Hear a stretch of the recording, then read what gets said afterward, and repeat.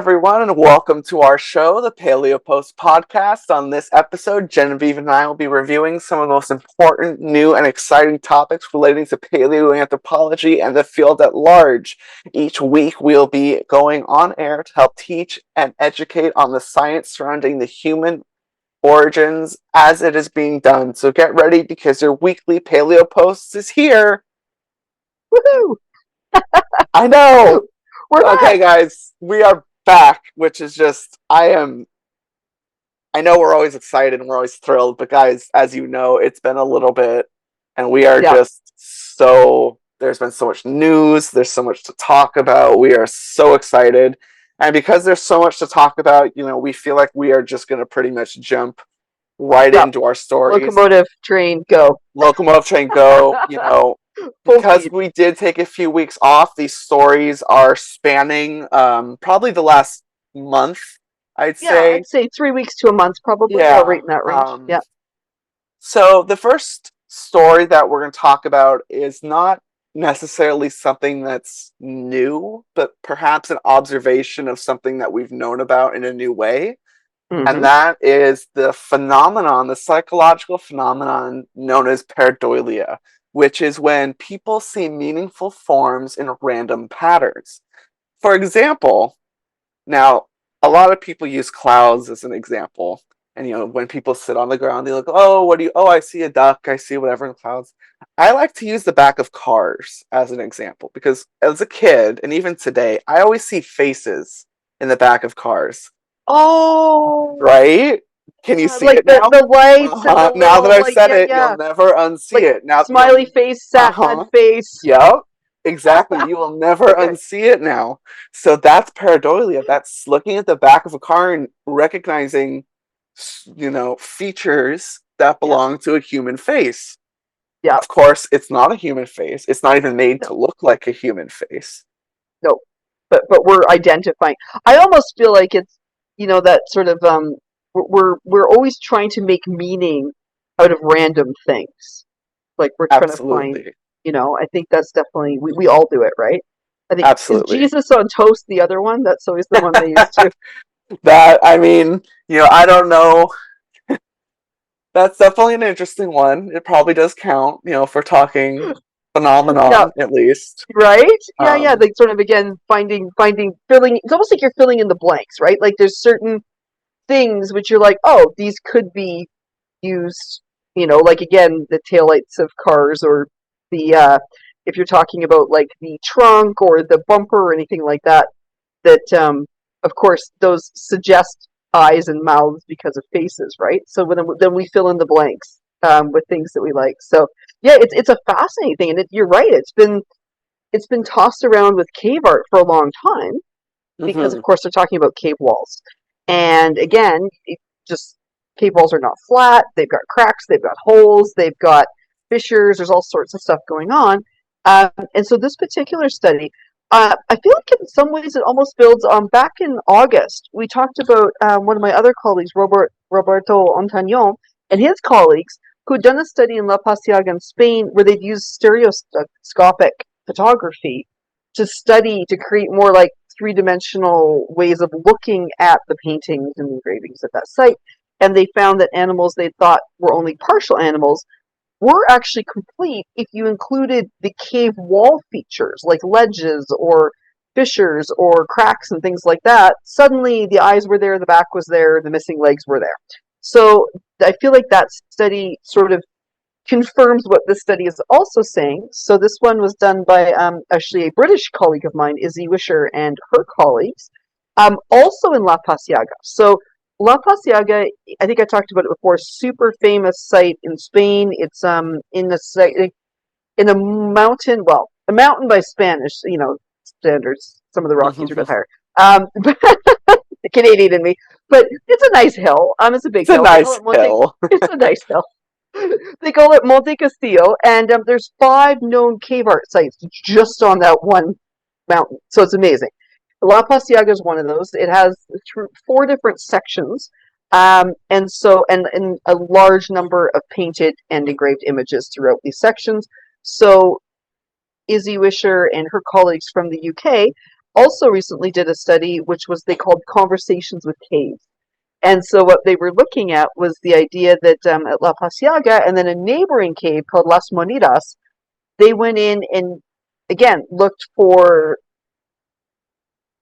were the artists like so I guess the question they were trying to ask was did the artists already have an animal in mind that they wanted to draw before they walked into the cave, or did they allow the cave to speak with them? And this is what they meant by the concept of conversations with caves is were they letting the natural cracks and bumps and ledges and features in the cave you know identify the animal that came out at them, if that makes sense. So rather than controlling it from the outside, were they looking to see what the cave wanted to tell them? Like maybe that's, oh, I recognize this. This is the backlight of a bison, so we're going to do a bison here. Or, Right. oh, look, those look like antlers here. Let's do that here. So, again, maybe, yeah, not so much controlling from the outside, but more interacting with the caves. And I think that Absolutely. was kind of like the big point they were making with this was that certainly, now again, this isn't going to work with the geometric signs necessarily, right? Right, Because right. if it's some dots, it's Totally some different dots. Like, thing. Right. yeah, zigzags, dots. So we're talking figurative art here. So figurative is things that are easily identifiable as like real world objects. So in this case, Yes. we're talking about animals in general. And so these are cases where they were looking at the animal paintings and trying to understand is there really like are they sort of following this natural bump which makes like the nice sort of the back of the deer for instance or oh this little sort of crevice here looks like a leg that kind of thing and so what they found was actually quite a strong correlation between the topography so that natural bumpy sort of unevenness of the wall and the animals that they did seem to be making the decision of what animal to use based on natural features in that area. So there did seem to be an interaction taking place, and that they hadn't necessarily had like it was they were absolutely bound and determined to make a bison when they walked in there. They may have been more waiting to see what the cave told them. And what I think was one of the most interesting things about the study too, from my point of view, Mhm. was and Izzy's really cool. This way she's doing amazing stuff in the field using VR. Oh, So okay. she's used it. This is the second study she's used VR to try and test it. So she actually they took these, they scanned them, they took them into VR, and then they replicated torchlight Mm, to see if you are now looking at those same wall places with torchlight, which you can do in right. VR. Is that making the animals pop more? Is it again, accentuating that little circular crevice, which suddenly really looks like an eyeball, right? Like all Right, that kind of right. stuff. And so again, that was also able to confirm that that using the kind of light they would have had at the time, the walls may have been even more communicative, if you will, Of course. and And been just really clear that way. to interject briefly, if people Please, yeah, listening might be wondering why we'd go to the lengths of creating a VR situation instead of just lighting a torch in the cave, is yes. because of how detrimental and damaging lighting a new fire in such a delicate environment would be. Oh my gosh, you'd get kicked out of Spain. Yeah, yeah, I'm so scared sometimes. I've been in caves in Spain. I love them, but I've been in caves that are so narrow that I'm literally like holding my breath and like, oh God, don't touch the wall. Oh God, don't touch the wall. Oh, they'll kick me out of the border and I'll never be allowed back if I touch it because there's paintings on both sides. right, But yeah, you'd want to be really careful not to introduce modern carbon into a cave because that could contaminate dating possibilities.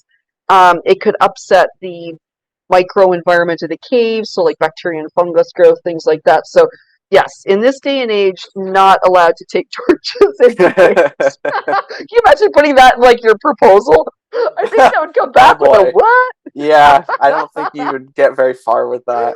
No, No, no. But no. so this is where again though, but amazing the ways we can now recreate things in Right, these safe environments. So I think to me that was also really exciting was kind of that idea that they're using these brand new tools. And then the larger question, of course, they were getting at was, does this help explain where animal imagery comes from? right. Because again, there's a lot of mystery still. Like basically, no, again, our record is so incomplete. We talked about this before. Like we know like a fraction of a fraction of cave art around the world. Like there's so much we don't know. And so again, we could find things tomorrow if we start going looking in new countries and in different places. Who knows what's out there? But at the moment, what we've got is in Africa, 100,000-ish years ago. We've got marks on bones and on ochre. We've got like so we got lines and zigzags and crosses. There's no figurative imagery, like none. To Right. the best of our knowledge right now, there's no animal depictions that are early Paleolithic in Africa. Later, sure. Early, no. So what we don't know is how did we get from those lines to like the rhinoceros in Chauvet or the bison in Altamira? Like, what the heck happened in the middle? Because Chauvet is quite an early site too, or even the animals in Australia. Like they're so all of these sort of satellite places where they ended up, they're doing animal art, but we don't know where it started or why it started. And so I think that was the other big thing they were getting at with this study was maybe we haven't been kind of looking at it right. Like maybe it's more that as they were in the caves, the walls spoke to them and reminded them, right, using pareidolia, of things they had seen out in the real world, and then they started filling in the pieces needed to make it Right. a whole thing, right? So, which is a cool idea too. So, also an interesting and really, sort of good proposal to sort of contemplate, like, the where, when, why, which is always our fun questions. Absolutely, absolutely. Because we Yeah. know we've had our modern brains for Yes. at least What? 70,000, 60, Yeah. Oh, 70,000 honestly, years. I think it goes back farther. Well, probably the evidence of at For least. sure. Yeah. Yeah. So, So, but speaking of evidence, that the next story you're gonna that. yeah, the next one's Speaking pretty of, crazy.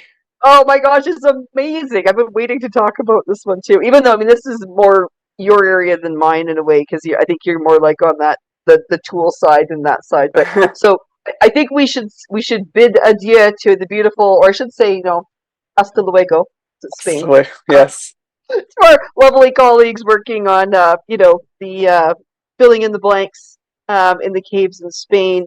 And please let's talk about speaking of when did we become big brained and creative. absolutely. So, I don't know about you, but did you ever play with those little toys called Lincoln Logs when you were little, or maybe your kids do, or Yes, yes, something like I know that? exactly what you mean. The ones that click together like with little notches. Yep. Yep. So apparently, when you think of those, at least in the sets that they give you, you might think of Yep. Old West or something, building Yeah. cabins Exactly. in Hmm? the frontier, something like Yep. that. Yep. Well, apparently, this goes back much farther than we previously thought. And when I say much farther, That's almost like an understatement. Like mind-blowingly far back. mind blowingly farther, to Is put that it a in word? reference, we discovered parts of what can only be described as modified logs from a wooden structure Yep. similar in construction to said Lincoln logs Yep. 476,000 years old. So basically For half a million years. reference, half a million Yep. years ago, for reference, Yep. the oldest wooden structure previously known, Mhm. 9,000 years old. That's That is like, practically a 500,000 year gap, a half million year yeah, gap. you know, man, like, but again, we talk about this so often. Like, it's all about what survives in the archaeological record, and and Absolutely. and there's so much that we're missing because we don't normally have wood. So tell Exactly. tell our listeners, give us the details. Tell us more. Yes. Where So, where to what talk are a they little found? bit more about what you were just saying, to give a little Yep. background, finding something like this, I mean, one, it's not expected. We weren't expecting Oh to no. find this, but two, to find anything wooden of that age is, as you just heard, it's Yeah. unprecedented. Yep. But to find anything from the past, it's typically lithics, aka stone, Yep. or bone, because bone Yep. will fossilize, which is stone at that point. Yep. Teeth, which are covered in enamel, the hardest organic mineral, or what is it, the hardest organic mineral known to man or something, like, or Yeah, animals, ridiculous. it's crazy. Yeah, no, it's So amazing. Yeah, we don't see clothing, we don't see culture fossilized, we no. don't see these things. So to So have, animal skins, yeah, no animal tents. skins, No, so to see this part of a structure 476,000 years ago at a location called Colombo Falls in Zambia, yeah, it is just mind blowing. It was reported in September 20th in Nature, and it suggests that yeah. the structural use of wood may stretch far back into the history of human ancestors, hinting at the advanced cognitive skills and a less nomadic lifestyle of some hominids than previously thought. So, of course, what you might be thinking is, well, 400 and whatever thousand years ago, what's around then? Because we're not around then. Yep. It's not Homo sapien. It's not Homo sapiens, because the oldest traces of Homo sapiens are from Morocco, Jebel el-Hood, at 300,000 years ago. So that's a big gap That's a too. big That's gap. That's almost a double 170,000 year extra. gap. Yeah, And even Jebel el-Hood, we classify as an archaic Homo yeah. sapiens. They're not modern. They They're would not have. almost there. They're almost there. They probably would not have been cognitively modern at all, No. um, but almost there. Yeah. So what we're thinking is probably, I believe it was. Let me just confirm here. I believe it was Homo heidelbergensis, and the So that's dating like the matches that. transitional between Homo erectus and us, and likely also the ancestor of Neanderthals, right? Correct. Yes, Homo Yeah. heidelbergensis lived about 700,000 to 200,000 years ago, and other wooden objects recovered from the site include a wedge, a digging Oh stick, wow. a chopped log dating from 390 to 324,000 years ago. So now Yeah. we have a site that's being occupied for over 100,000 years, a wooden And site. that's wild. I think the big thing though too, from my mind point, is okay, that's like super sophisticated. Like if they're actually notching out the logs in order to make them like secured to each other, that's not like let's just grab a pile of sticks and stuff them together. Like this is pre-planning. This is like highly like there's a lot of creativity, imagination involved in this.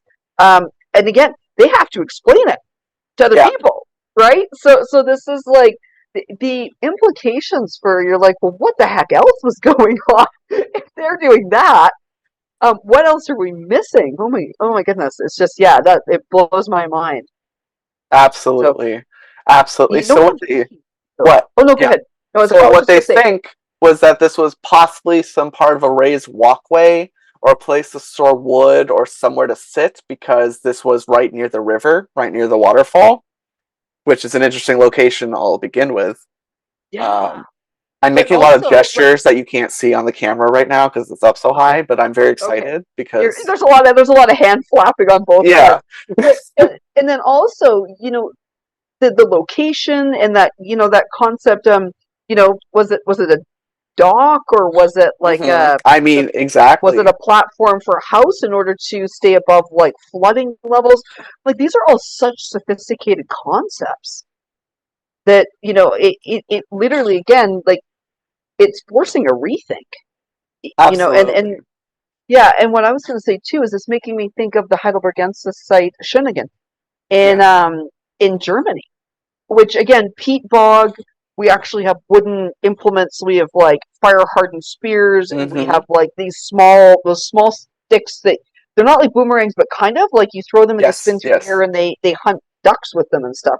Like so, again, if we've got them doing that in Germany 400,000 plus years ago, we've got these guys all the way over in Zambia already using highly sophisticated woodworking techniques. Um, how far back does it go? Because Right. I doubt, right? Because it probably does come from cultural diffusion in the sense that somewhere one group of Heidelbergensis went,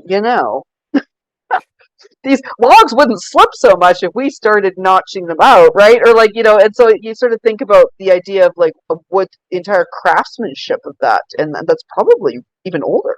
I mean, I would definitely, I I would put money on the fact that Homo heidelbergensis possessed a theory of mind advanced enough that they could have spread ideas culturally. I think that is something that would have developed much earlier. Yep. Homo erectus earlier than that, possibly. Yep. But heidelbergensis, we know so much about Neanderthals now. I think we really need to start focusing a little farther back and go, okay, what were these guys like? Because they're so similar, and they were our supposed last common ancestor with Neanderthals. What can we learn from them? Because we learned so much about our cousins, but we're Yep. not from where we directly came from, supposedly. So I think if we, there are so many sites, like you mentioned, Schrodinger and everything, which that site in particular busted the whole myth that Neanderthals couldn't throw spears. Yep. Yep. Those So were through spears, and that's even pre-Neanderthal again, yeah, right? exactly. So So if they could do it, no, we're speaking. What is the expression? We're reading from the same. We're singing from the same songbook here. yes. Which I think that's. I mean, that is the trend in this field. Is it just won't stop in a wonderful way. But like I feel like Heidelbergensis has been kind of like they're almost like the shadow ancestor that like we've known bits about them. But I feel like we almost know more about Erectus, and then we know Heidelbergensis was floating around in the middle there. And then we talk a lot about Homo sapien, Neanderthals, Denisovans, etc. Um, I think it's going to be super helpful when we can sequence more genetic material from Yes. that time span, so we can start to figure out. Because I think the big question is too, just have to flag this, is that where did Heidelbergensis come from? Like, are they African and did they spread out?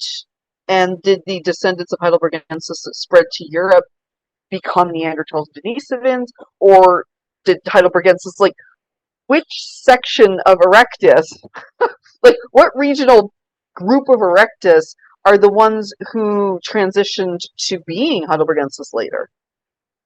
Do you know what I'm saying? Like I think I don't have an answer, but I'm fascinated by that question about the where again. Like where did this take place, and how were our ancestors moving around the globe? Like it always, yeah. I don't think I know they managed to sequence some of the DNA at Cima de los Huesos, which is a huge breakthrough. So as far as I know, and this is a question that we might have an answer to, and if I wasn't wearing Ooh. my wired headphones, I would go grab the skull because I actually do have it. Okay, we can take a picture. We should put a picture Yes, up to go yes. with our podcast. So Cobway 1, Okay. previously known or sometimes still considered a species known as Homo rhodesiensis, because it was found in Oh, Rhodesia, okay. which is no longer a country, Nope. was proposed by Arthur Smith Woodward in 1921, was found in the Broken Hill mine. And Okay. this skull is not a erectus, it's not a Neanderthal. It looks like a Neanderthal. Someone who I would say took their first Bioanth 101 class would Yep. classify this as a Neanderthal. Okay. So it's got the right kind of like eye Big, socket, big brows, that big kind of eye thing. sockets, big nasal Yep. cavity. Not doesn't Interesting. really have an occipital bun. It's got some, but not a big one. This just features I could go into are different, but we don't need to discuss them. Yes. Your Um, bioant nerdliness is escaping. yes. So does look similar, but it's definitely its own thing. And what we think, and especially again, I bring him up so many times because he's so influential in the distribution of the ancestors of Homo sapiens out of Africa, is Dr. Yep. Chris Stringer, Yep. who again I encourage. Well, I don't know if I've said this before, so maybe not again, but I encourage everyone to look up some lectures from him and some podcasts. I've had him on my show, The Story of Us, a few times. Oh, Great he's guy. fantastic. Yeah. Very smart. You learn a lot from him. And he's got a good instinct. He's made some very interesting predictions. Yes. that people went, they poo-pooed at the time, and then he turned out to be right.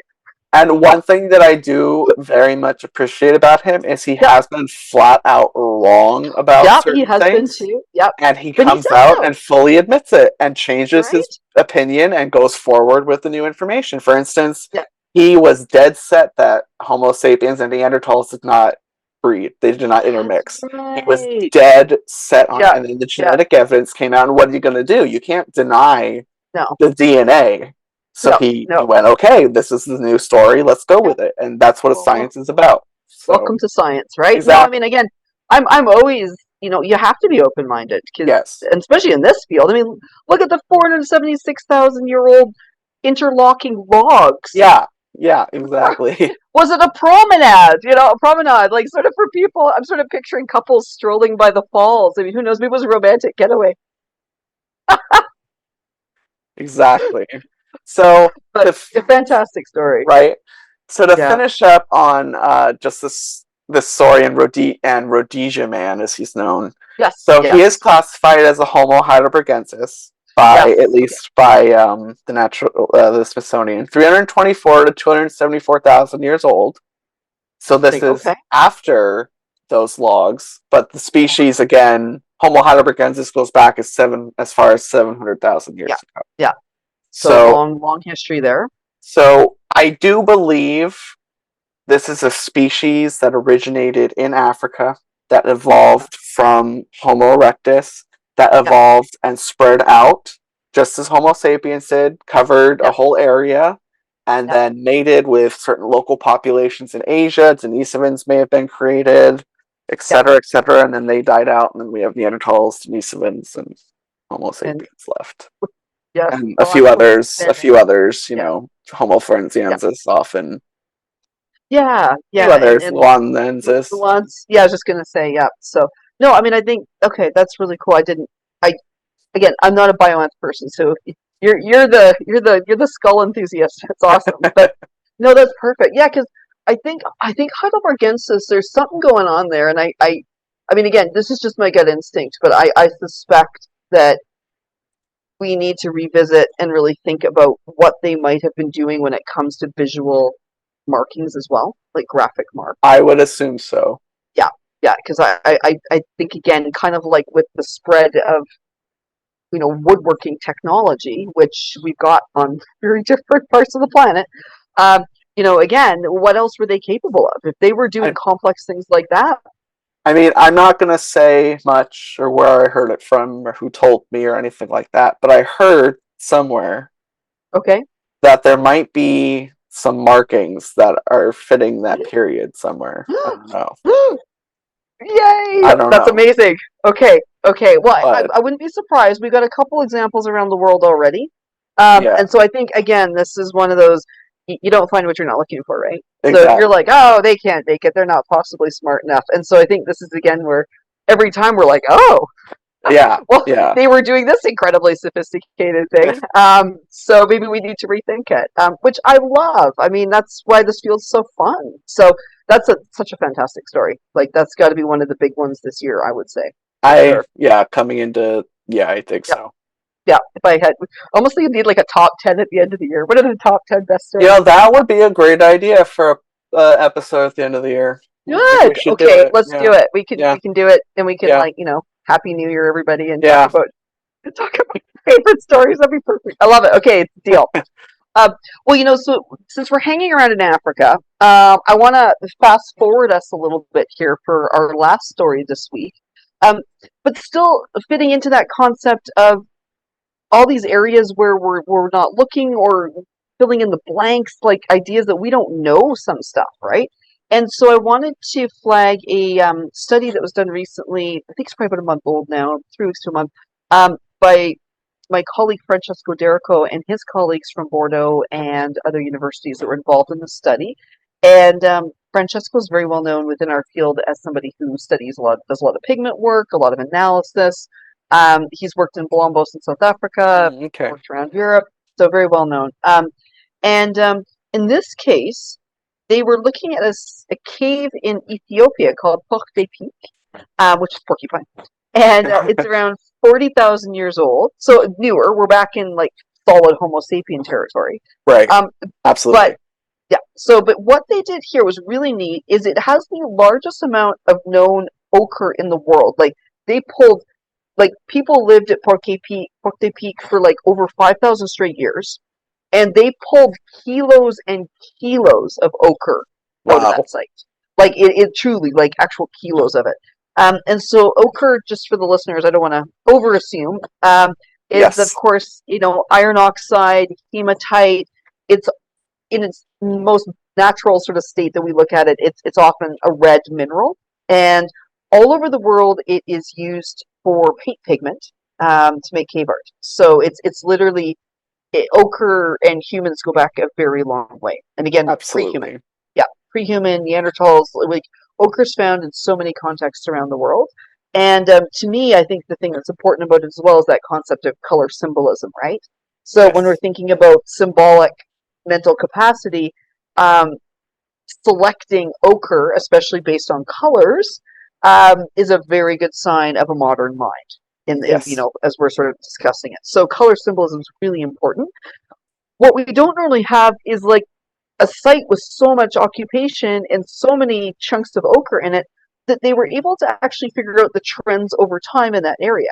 And so what they discovered was that I hadn't even thought about it, but of course, that I always think of them selecting for color because, of course, I look at cave art, right? So I'm Right. always like, oh, they're picking red here, and ooh, here they're picking yellow instead. Isn't that neat? So them them making color choices, which has interesting symbolic aspects. But they noted they were also picking based on texture, Hmm. which I hadn't even thought about. But I've worked with ochre in lots of different parts of the world. Some's crumblier, Right. some's more powdery. Like I hadn't even thought that. I was like, oh, that's a really interesting idea. And depending what you're using it for, different textures actually could be better and or worse because it's not just used to make paint. Ochre also has a wide variety of like functional uses. I'm Right. saying functional with air quotes for our listeners who can't see it. So function by functional, I mean like sort of like utilitarian, Right. useful for survival tool stuff, right? Not just like let's make pretty pictures because we want to, but we need to survive. Although they So did that ochre, too. So. absolutely. So I think the ochre, we see it sometimes being used to help as an adhesive for adhering like a stone tool, like a point to a Right. shaft or a Right. spear. We see it being used to tan hides. There's also a lot of speculation it may have been used as an insect repellent. Oh. And so again, you wouldn't want scratchy, crumbly ochre necessarily to rub on your skin. You might want a finer powdered one if you're so depending what you were using it for. I hadn't even thought the textures is a fascinating kind of new angle on Right. it. That's such And a yeah. yeah, so I was like, oh, wasn't that cool? So I again opening up new ideas, new ways of thinking, which had never occurred. I don't think really in the field before. So that was incredibly awesome. Yeah. That's so Um, interesting. yeah, yeah. And so now I'm going to start thinking more about texture as well, like insights and whether that could be impacting. Was this good to make paint with, or maybe Hmm. this was something that was being used in some other way? Uh, the other thing that I was really intrigued by is they found a pebble at the site with red ochre on it, which they think they might have been using to either mark a wall or to mark things to make circles. Huh. I Why would hadn't even they? Why would they put it on a pebble? Isn't that wild, right? Yeah. Because that was which I was so intrigued. But I was thinking too, imagine if you dipped a pebble in red, you could also use it on your own skin if you wanted to make a Right. pattern. You could. That's You, a you good could pop, point. right? Like Like a instead very of a primitive paintbrush. brush. Yeah. Or, Exactly. or maybe if you wanted to make a nice smooth circle, that would actually work better than a brush if you were on It would. skin Yeah. or Yeah. on a different surface. Rock wall, I can't see it being very effective because I feel like you're using your thumb or something soft like a paint like brush, which I think they often use like the hair from animals or something. Right. So that would be better for getting into the cracks and the crevices to make your dot or to make your art. But the idea of them putting it on something and then using that to apply it elsewhere is very intriguing. And I say this because currently Ethiopia has zero known Paleolithic cave art. Absolutely none. Right. Um, and so I'm like, oh, well, wouldn't I like to go scan the walls of Porte Peak? Right. My first Seriously. thought was, I was like, oh my. I mean, I've been wanting to go to Ethiopia. I have a feeling when you look at the location of Ethiopia compared to how our ancestors, both Homo sapien and Right. Heidelbergensis and Homo erectus, it's one of the main gateways out of It Africa. is. It absolutely is. It always There's is. Yeah. so much hominin history, fossil Yep. history. The fossil record is very Oh, rich in oh, Ethiopia. wild. And I feel like and I'm saying this with so much love to my Stones and Bones colleagues, but Pretty sure you know, this is from we always Ethiopia. ooh, Wait, is it? that's showing us Where the bone. Yeah. where is the Afar? Ooh, Afar is in Ethiopia, I'm Yeah, pretty I'm right. sure. Okay, yeah, Yeah, this is yeah. Lucy's hip. So I just sitting here. Yeah, Oh, I just have bones. Yeah, as one does as one does. Please don't let when me you're a go to the airport. paleoanthropologist. It's a terrible experience. Anyway, Yeah, but no, I mean, I think I have a feeling. Yeah, what I was just gonna say again. Much love to my Stones and Bones colleagues, but you guys suck at looking up. Do you know how much art's been found where people have been like digging for years, and like it takes one of myself or my colleagues to walk in and be like, "Has anybody noticed this big painting that's like meters away from where you're digging?" They're all like, "Oh no, never even saw it."